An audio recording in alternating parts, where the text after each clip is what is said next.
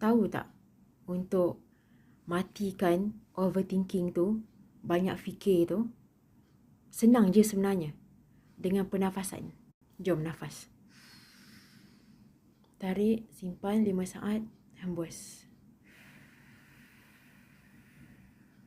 Buat banyak-banyak kali, buatlah sampai 5-6 kali. Tahan nafas 5 saat, hembus perlahan-lahan.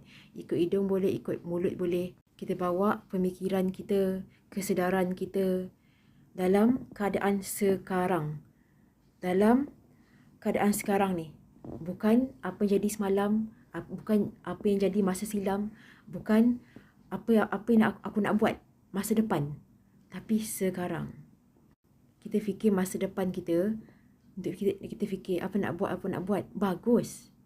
Tapi kalau kita sentiasa dekat kepala ni, kita jadi macam penjara tau.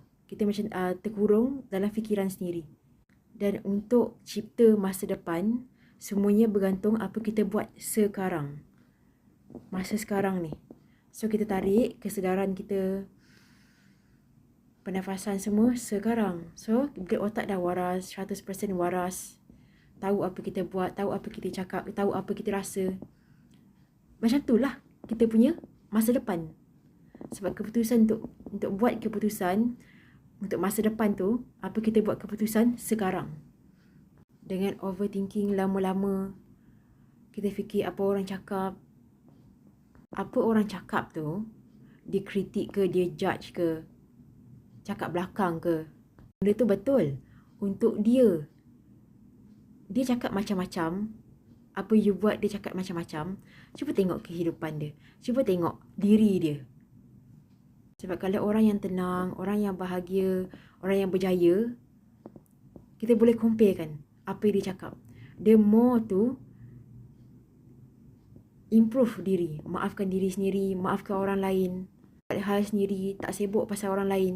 Ciri-ciri ni, insyaAllah masa depan tu cerah. Lebih baik pada masa silam. Lebih baik pada sebelum ni. Apa yang keluar dari mulut kita, perbuatan kita, itulah apa yang kita tanam dalam diri. Itulah apa yang dekat dalam diri sendiri. Apa dalam fikiran, apa dalam perasaan, keluar je dari mulut, itulah dia sebenarnya.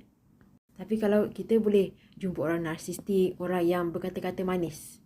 Depan manis, belakang tikam belakang. Perasan tak kalau kita jumpa orang macam ni, depan manis, belakang tikam belakang, firasat kita sebenarnya dah bagi tahu tau. Firasat. Ataupun tiba-tiba kita dengar cerita orang cakap, dia tu gosip pasal kau tau.